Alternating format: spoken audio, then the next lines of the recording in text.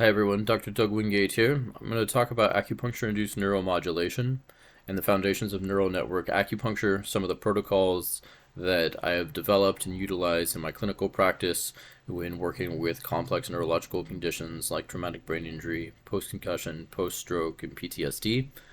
Before we get into all of it, I just want to put a disclaimer out here that the material that I'm covering is not meant to be taken in isolation, but as a supplement to the tools and diagnostics that are used in Eastern medicine practices. They're in no way meant to replace or take precedence over those things. And always keeping in mind and in keeping intact the whole person individual based treatment approaches that make Eastern medicine so effective. So let's go ahead and start talking about peripheral neuromodulation. Let's break that word down first. Neuro means anything related to the nervous system. Modulation means to change or initiate change. So ways of initiating change in the nervous system via the peripheral nervous system. And then we'll get to the more central nervous system aspects in the second portion of this. So some of the foundations here in terms of what we know of local acupuncture effects. So what happens in the body when acupuncture is performed. We've got evidence of various endorphin releases that initiates pain relief. Of course, most of the research out there on acupuncture and its effectiveness has been related to acute and chronic pain. Local effects of increased circulation and local immune responses, decreased inflammation, increases in local ATP production. ATP, of course, being the energy currency that the body does to do anything that it does. It's the energy that's used to perform any sort of act in the body. Acupuncture has also been shown to stimulate and release the connective tissue. So working along the connective tissue or the fascia of the body, working to release that fascia, or the fascia acting as a conduit to carry signals throughout the body to help re-regulate itself. Also, with that, the electrical signal that can be sent via the fascia into the internal organs.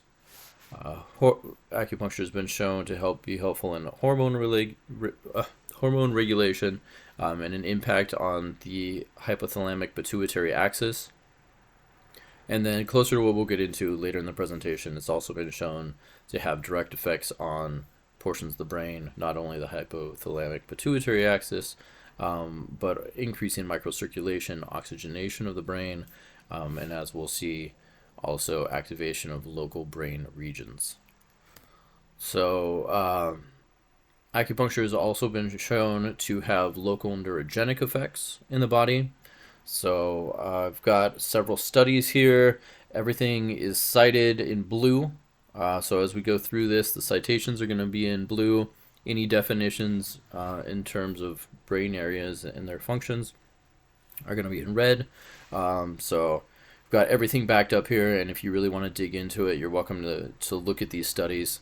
In terms of some of the local neurogenic effects that acupuncture has been shown, a study working on the sciatic nerve, they took a look at proximal and distal nerve stumps. What they did was take mice, had severed sciatic nerves, put the nerve stumps into silicone rubber tubes, and then gauged whether or not there was any benefit to acupuncture in the active regeneration and reconnection of that sciatic nerve.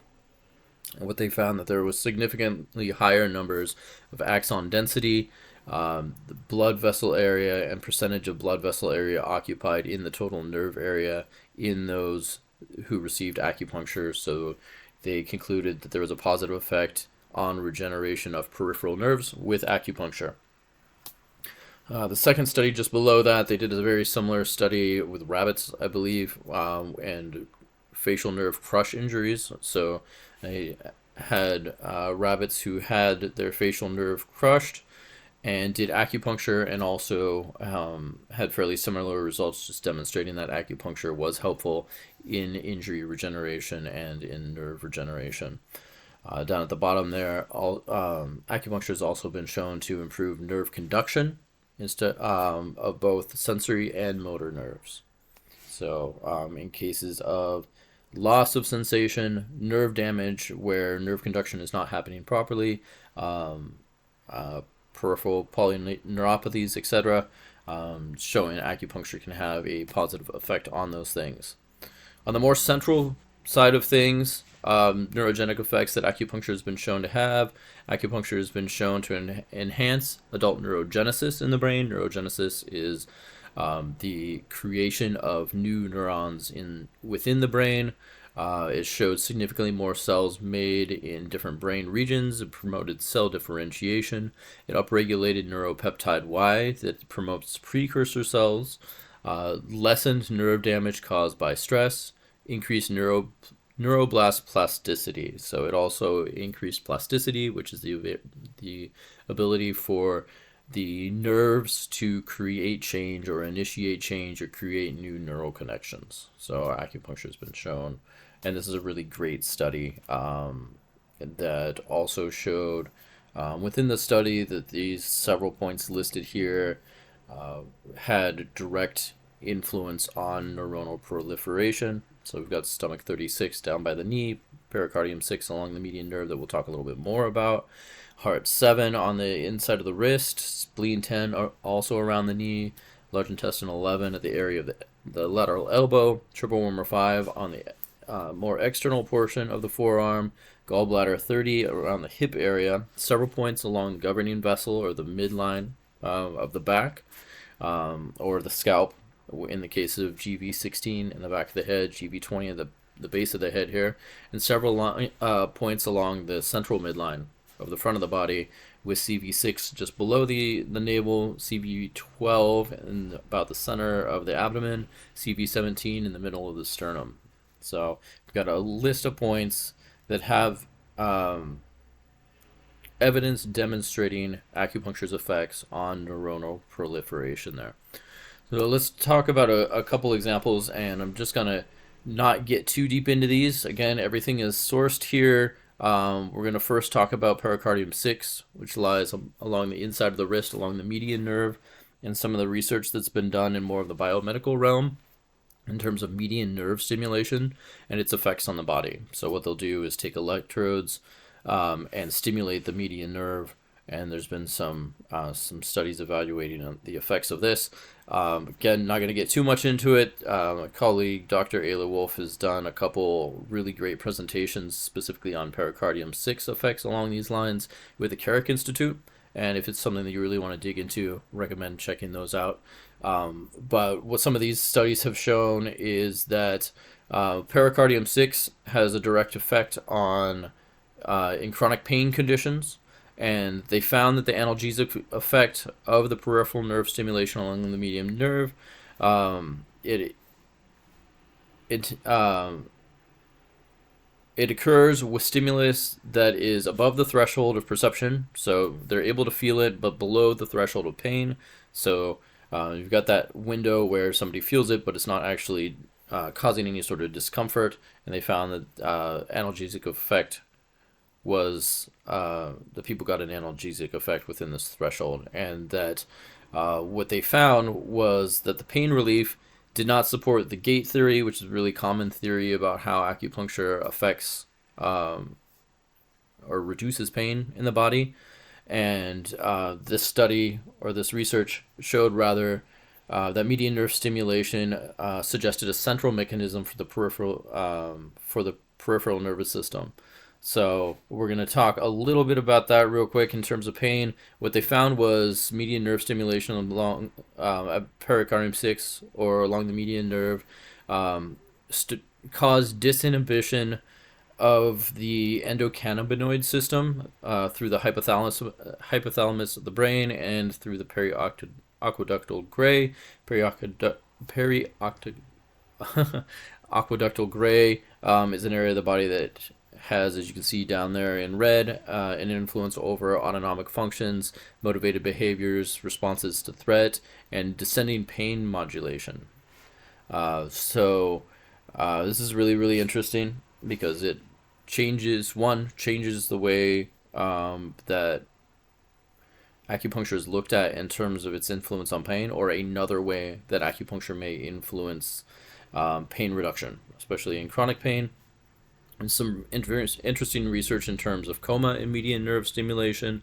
It shows synaptic connection to the ascending reticular activating system in the body that has to do with awareness and consciousness, and activation in the body. It increased cerebral blood flow and increased endogenous neurotropic factors like BDNF, brain-derived neurotrophic factor.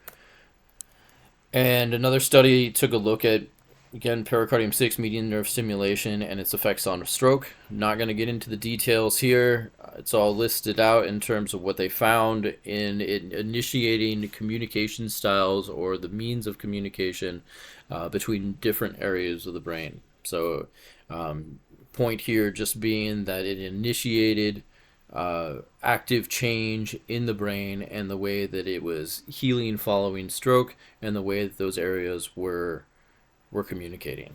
So again, if you really want to dig into that, I've got the research right there. Another point that we can take a look at in terms of peripheral nervous system stimulation that can be taken into account in clinical practice is looking at tibial nerve stimulation. And what we have here is they'll take electrodes and put them around the area of acupuncture point spleen 6, and this has been researched for as a non-surgical treatment for an overactive bladder. So what they found is impulses travel to the nerve roots of the spine and block abnormal signals from the bladder to prevent bladder spasm. So that's how it's kind of being applied in more the allopathic biomedical realm. Animal-based research also showed that stimulation at the point spleen 6 along the medial leg improved sleep disorders by increasing the content of 5-HT, which is serotonin. So it increased serotonin in the hippocampus area of the brain closely related to memory, as well as spatial awareness and approach avoidant conflicts. So increases serotonin in the hippocampus, or regulating energy metabolism in the paraventricular nucleus of the hypothalamus. That has to do with hormone regulation, specifically oxytocin, vasopressin, corticotropin releasing hormone, and thyroxine releasing hormone. Another point where some peripheral nerve stimulation research has been done, that electroacupuncture at large intestine 4 at 2 hertz via laser. So I've included this. I use laser in my practice a fair amount, depending on the individual and what's appropriate for their nervous system. So it's a great means of either giving supplemental stimulation, or for people where standard manual acupuncture might be overstimulating, laser might be a good option. So I included this because one, it's really fascinating, and two, just to show that laser can be an effective means of stimulating acupuncture points. So the study found that low-frequency electroacupuncture via laser increased endogenous opioid production by 367%. There have been studies with the radial nerve stimulation that showed in tremor and Parkinson's disease that the nerve stimulation reduced hyperexcitability of the cerebellothalamo-cortical circuit. That's something that we'll get into, touch on again as we get into more of the central components. And that it may be related to impaired cerebellar inhibition in Parkinson's disease, and this stimulating sensory pathways at the tremor frequency might disrupt tremorogenic activity in the ventral intermediate nucleus of the thalamus. This area of the thalamus is somewhere where there's been research of doing deep brain stimulation, so a very an invasive procedure where they open up the scalp, implant an electrical device that stimulates that area of the brain, and that becomes kind of relevant as we get into some of the more central aspects here, or later too. But this is an instance where we're seeing peripheral nerve stimulation has a direct impact on deep brain areas, and may have a regulatory effect on these deep brain areas that have been sites of research of deep brain stimulation, and whether or not brings up the question of whether or not we can work those areas of the brain and stimulate those areas of the brain without such invasive measures, which is kind of where we're headed with all of this. One last example of means that acupuncture can be used, and there are numerous other examples, a bunch that I use in my clinical practice that we're not even going to touch on, but I want to have a few examples here, is the external branch of the vagus nerve.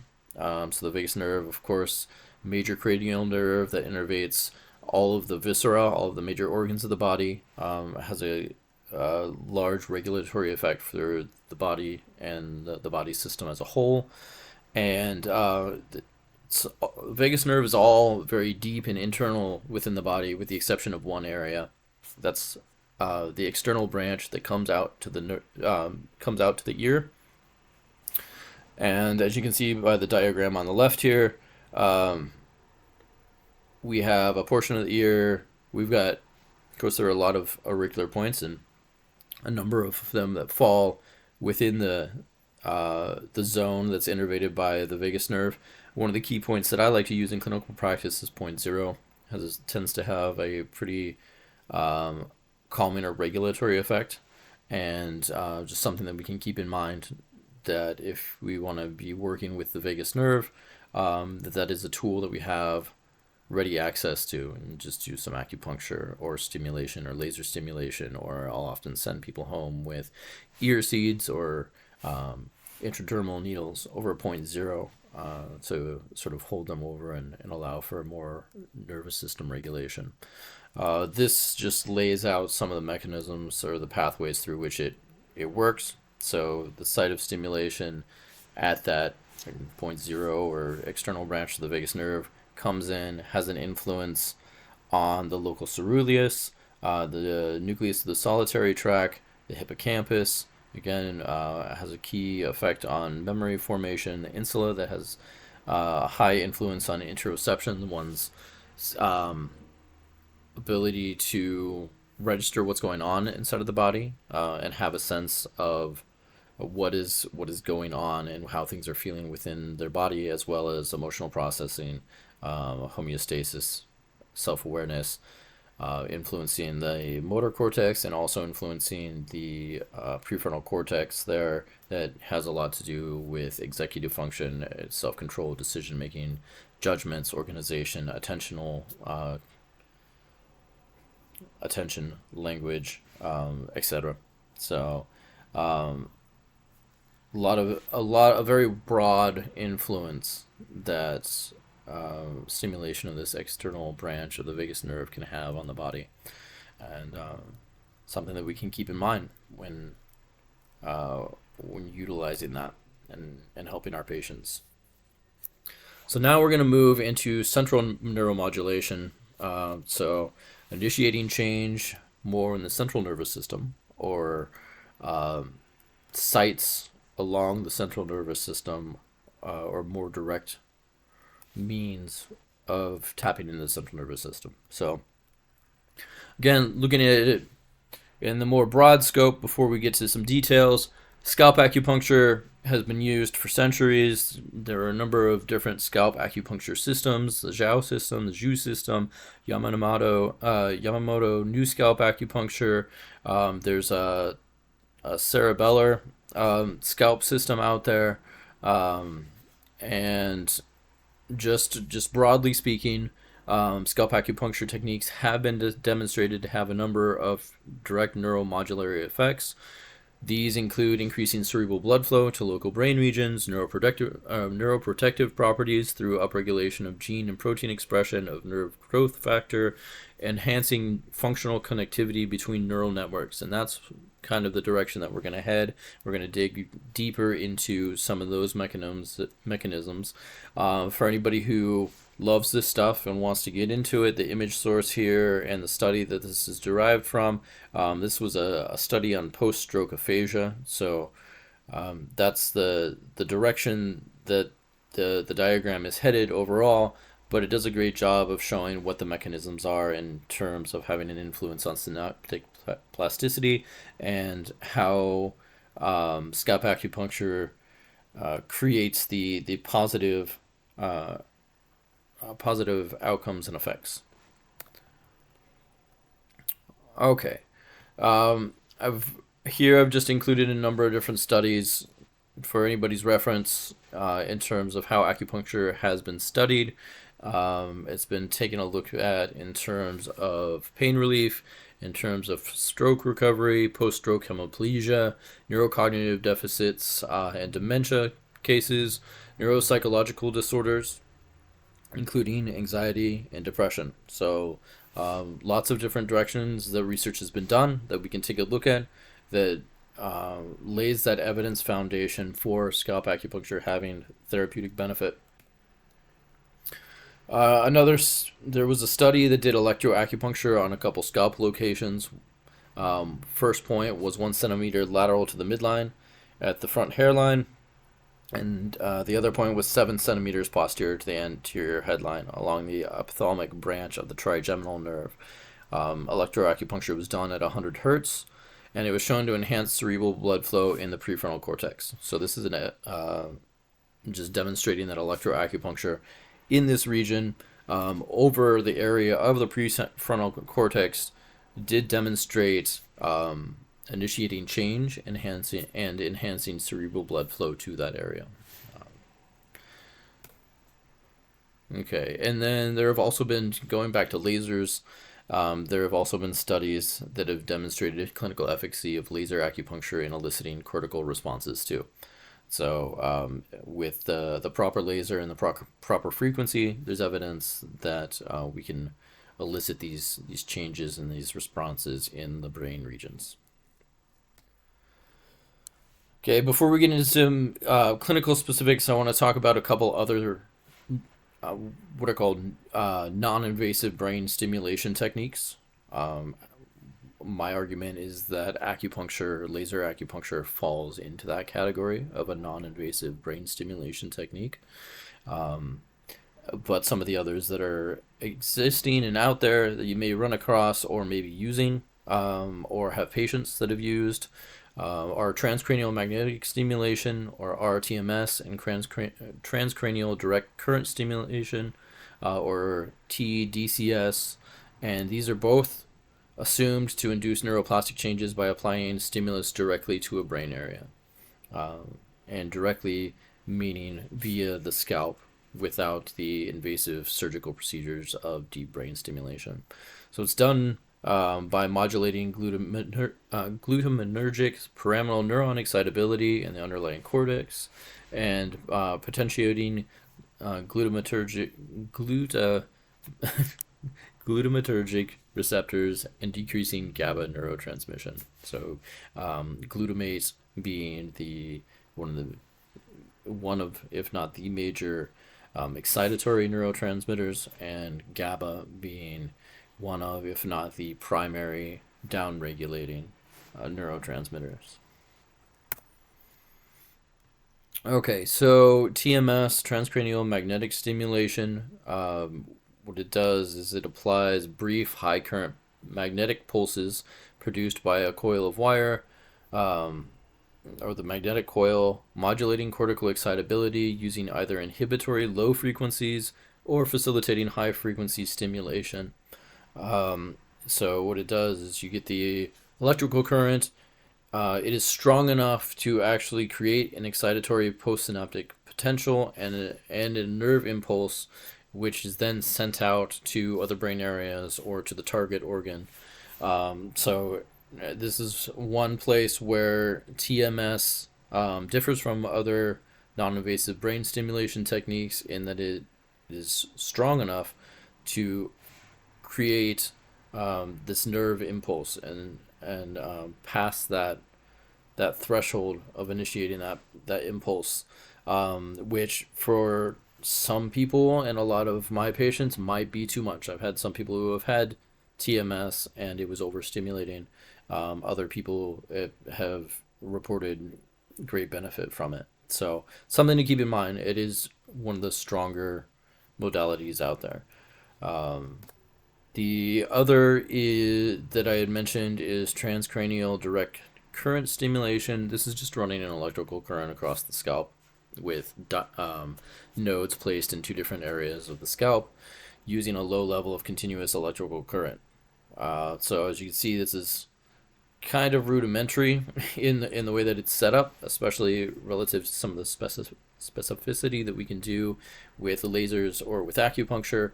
But it is something that's actively being studied, that does exist, that there's research studies on, and something that you can look into if you're super interested in it, or to look at some of the literature in terms of non-invasive brain stimulation as a whole and some of the influences that it can have on the brain, which is what we're going to get into. As I had mentioned, TMS is really the only one that is strong enough to fire an action potential. So the electrical stimulation here is not. Okay, something to keep in mind when taking a look at non-invasive brain stimulation is that there are a lot of different factors that can influence how the brain, the body, the nervous system reacts to these modalities. So it can influence excitatory or inhibitory changes. This includes everything from the state of the brain at the time, if it's done after a lot of activity, if it's done at rest, if it's paired with a task, so if they're doing something at the same time. Intake of various substances. I included a study on nicotine and how that influences, but a number of different substances can influence the nervous system and thus how people will respond to these sort of approaches. And even the time of day can influence. There's a term for this, or a couple terms. The terms are metaplasticity and homeostatic plasticity, and this is, again, just terms that say, hey, there are a lot of different things and a lot of different factors that come into play that changes the amount of plasticity that might be induced by these sort of therapies. So let's see, we've got several studies that I've cited here. First one saying that non-invasive electrical stimulation of M1, that's the primary motor cortex, along the parietal lobe, concluded local brain region activation was present and is not influencing the target area in isolation, but rather it's influencing a brain network. And this is where we're going. Another study said non-invasive neuromodulatory techniques to the surface of the scalp can influence deeper brain structures, not directly below the stimulation point, via network connections in a similar manner to those along the brain's external surface. So this goes back to what we were talking about with the radial nerve stimulation in large intestine 4 and having an influence on portions of the thalamus in pain regulation. Is that the stimulation of these superficial areas of the scalp have an influence on these deeper brain structures via network connections. The next study said the brain is a complex network. Studying and treating brain disorders using non-invasive neuromodulation techniques should be approached as a network phenomena. And next study, knowledge of structural connectivity pathways can be used to target a network of brain areas rather than just a single area. So if you take a look at, say, the Zhao system of acupuncture, very, very effective. But the way that it's looked at and the way that the points or the regions are used, or how they came to those, is based on the superficial functions of the brain areas over which you're needling. And these studies just show that we can have much larger and greater influence than just those very localized effects. All right, and as far as those networks, as far as the neural connections, we have a relatively new resource accessible to us, and that is the Human Connectome Project. Connectome is a term for a map of all known neural connections in the brain. Connectomics is the term for the study and the mapping of these connections. And all of this came from the Human Connectome Project that started in 2009. It was a 5-year effort to digitally map brain structural and functional connections. It was a $38.5 million project that started with a grant from the National Institute of Health and ended up being a collaboration between some pretty major institutions: Washington University, Oxford, University of Minnesota, Harvard, and UCLA all worked together to create the map of what we now know of all structural and functional and structural connections of the brain between different brain regions. So in the image here, you can see they came up with white matter tracks and structural tracks that you can visually see, distinct brain regions that were showing up, and then the image on the far right is this image right here, and you can still barely see it, but around the outside, each one of those is a different brain area, and then you see the lines being drawn between each one of those. Those are major neural connections. So all of that has now been mapped out and is a resource to us. The result was a new brain map based on functional roles and how regions were both functionally and structurally connected.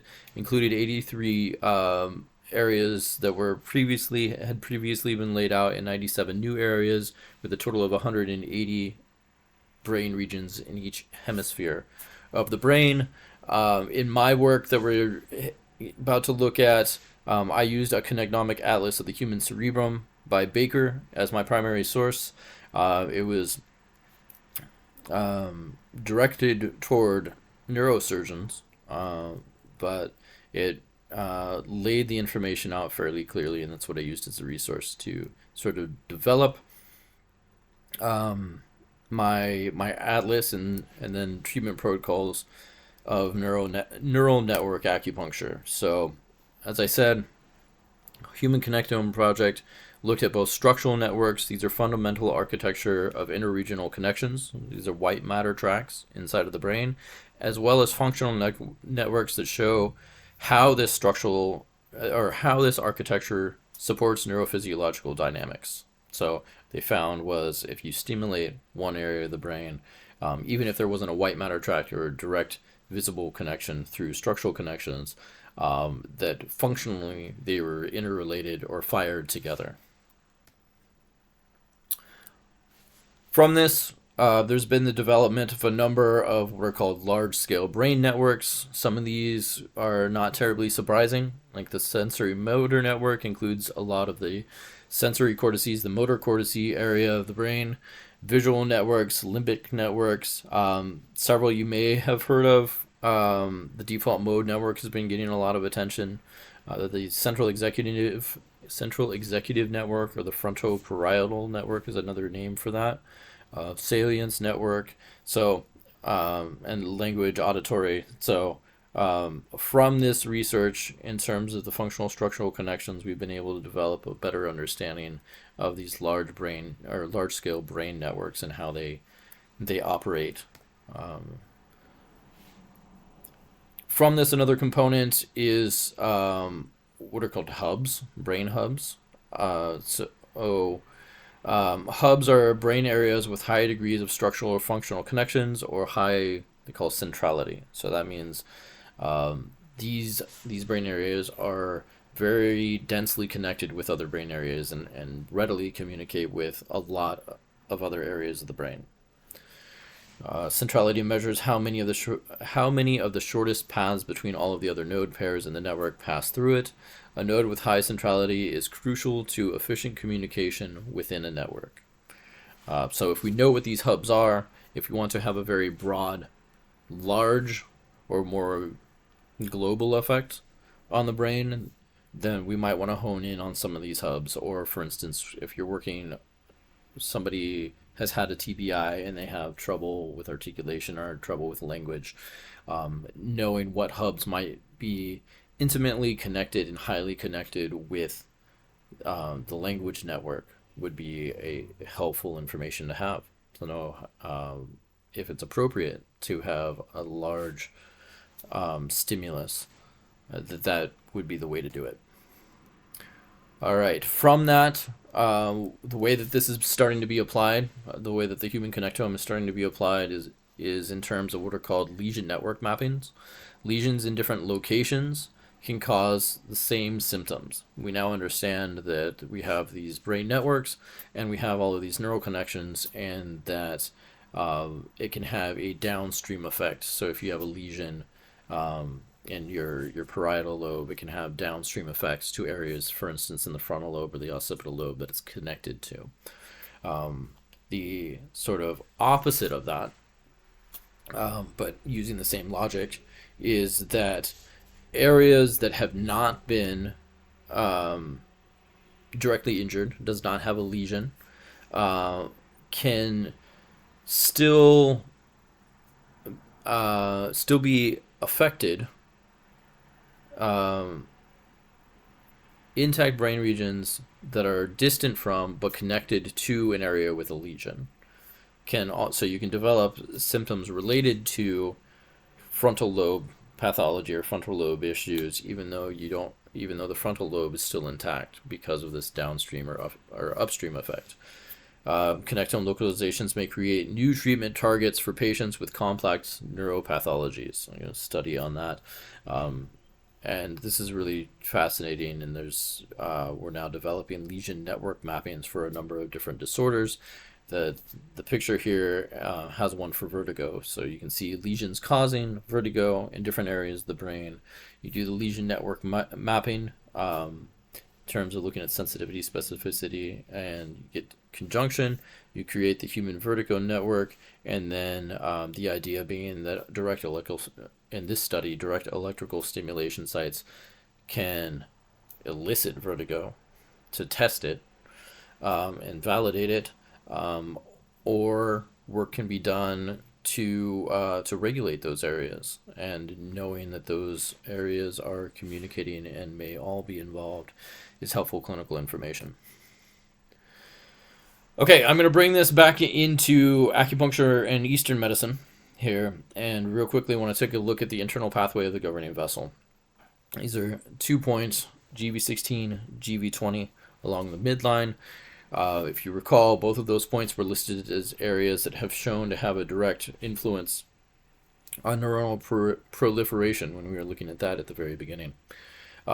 These 2 points, GV16, GV20, are the 2 points that are points of the internal pathway of the governing vessel in Chinese or Eastern medicine meridian theory, and are said to go deep and influence the brain, deep into and influence the brain. And I just want to point this out and have a look at this because, as I mentioned, we're coming back to the dentato-thalamo-cortical-pontine cerebellar tract. That's a lot of words, long string of words that describe this neural tract inside of the brain that is a major feedback loop, or a major loop in the body, that, as you can see, starts with the cerebellum, or one portion of that is the cerebellum, and then the red nucleus, the RN, the thalamus, the motor cortex up at the top of the brain and of the scalp, and then back down into the pontine nucleus, or the pons, back into the cerebellum. And if you take a look at the two of these, just depiction-wise, there's a lot of similarities in terms of start, ending points, and the depiction of going deep through the brain structures there.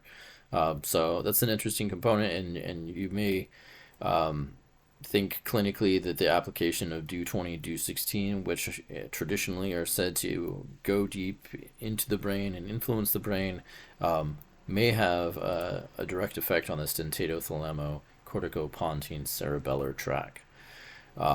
This tract drives the entire reflexogenic system of the brain, so all sensory input, postural, movement, proprioceptive input modulates this tract, and the brain is constantly restructuring through proprioceptive sensory motor inputs coming in. And another important aspect to know about this is that what you think with the frontal lobe, with your cortex, feeds into the thalamus and gets fed into this loop as well. And this is clinically why it's advantageous for somebody to have a positive outlook or confidence in the therapies, or that they are on the path to recovery, and that they're going to get better. So there's a lot of feedback, or a lot of signals that go into this, and they all feed on one another, constantly restructuring what's happening in the neural signals that are going through this very important brain tract. Okay, all of that leads to some of the work that I've been doing over the last few years and have developed, and is the nature of my last book, Atlas of Neural Network Acupuncture. Taking a look at what I've done is take the information from the Human Connectome project, apply that to what it means in terms of traditional acupuncture points. So I've evaluated the 43 traditional acupuncture points over the area of the scalp, overlaid that with the Human Connectome project, and from that derived the functional and structural connections to other superficial areas of the brain, as well as deep brain structures that these superficial areas might influence, and how we might be able to influence these neural networks and these deeper brain structures through scalp acupuncture. And I use a lot of scalp laser as well, different means of non-invasive brain stimulation. So this slide right here is a slide from one of my courses going over this material. Use this one as a specific example so that we can build out a nice clean example of how this is applied into acupuncture theory. So most of the information on this slide, other than the traditional acupuncture or the traditional acupoint correlate, is what you're going to find in that Human Atlas of the Atlas resource from the Human Connectome project. So it just lays out the location of the brain region, its functions, what it's been shown to do, its functional connectivity, so all of the different brain regions that it's functionally connected to, white matter connections, so those are the structural connections that have all been laid out or derived through neuroimaging techniques. So all of this is backed up through functional MRI and neuroimaging. So from that, derived, like I said, this area of the brain lies over what would traditionally be, or a portion of this area of the brain lies over what would be traditionally the acupuncture point yin tong, the extra point in the middle of the forehead right here. Some call it GV 24.5 because it's between governing vessel 24 and 25. So from this, going off of the functional connectivity, the structural connectivity, I mapped out or derived what other acupuncture points this would be functionally and structurally connected to. So yin tong, here we have all of the functionally connected acupuncture points via functional brain relationships, and structurally connected acupoints. If you look at this, the same points that are structurally connected also happen to be functionally connected here. It's not always the case. Sometimes you'll have points that are structurally connected that are not functionally connected, or as we have in this case, several that are functionally connected and not necessarily structurally connected. So those don't always overlap. In this case, all of the structural connections do. So we were able to find that out, and all of these might be taken into consideration if we want to support the functions of yin tong, and sort of stack these points on one another. We wouldn't want to go with all of them, but you can see if some of them have similar functions or additional functions that might lend themselves to support to yin tong. just to be aware that they are functionally and structurally connected, so there is a direct line of communication between these points that have been evidenced. So from all of that, what we can do is sort of derive additional information about influence that acupuncture point yin tong might have on the body. This included integration of the orbitofrontal and anterior cingulate cortex information. It has an association with the ventromedial prefrontal cortex as well, and seems to have an effect on decisional or behavioral decision making. So those are the what's on here is first degree parcellation associations. That means that point, that brain region in particular, so yin tong, or that brain region area 10V. What they did with a lot of these is brain region or Brodmann area 10 was pre-existing before the Human Connectome project, and they found these subsections within it. So V is ventral, the ventral portion of area 10, they parsed out as its own brain region now. So area 10V, point yin tong may have these direct effects, or seem to have these direct effects on behavioral decision making. So in addition to that, the second degree parcellation associations are derived from all of the functional and structural connections that are listed on this slide right here, meaning that based on, again, the neural imaging that was done with the Human Connectome project, these acupuncture points in total, and all of these are parsed out in my book and in my coursework, is that it may have, via these connections, additional influences, or might have additional therapeutic effects in all of these other regions as well, including connections with the dorsolateral prefrontal cortex, the limbic system, the paralimbic connections, with self-processing, maintaining consciousness, memory components, that's that paralimbic hippocampal area, language production, semantic processing, visual, spatial attention, etc., etc. So we've got basically a whole new resource of ways that yin tong, this acupuncture point, may have central influence on different areas of the brain and thus body.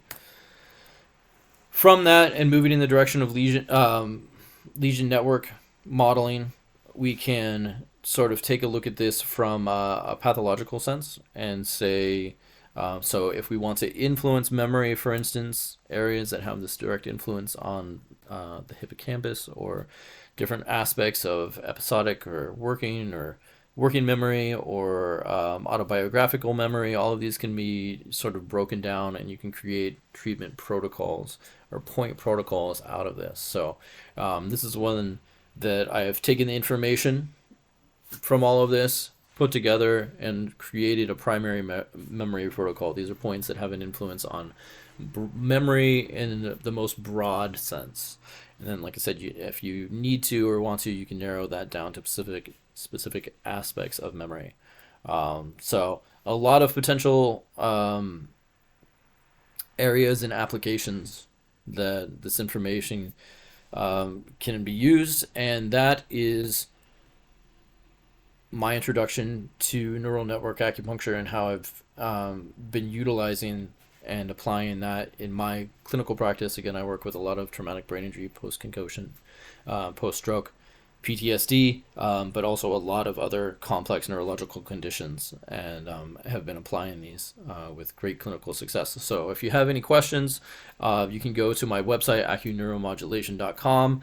A bunch of resources are on there. This information is, you can dive into the specifics of it with the book Atlas of Neural Network Acupuncture. You can, on the website, there's coursework, continuing education. You can email me directly if you have any questions. These are some of the other books that I've published. Thank you.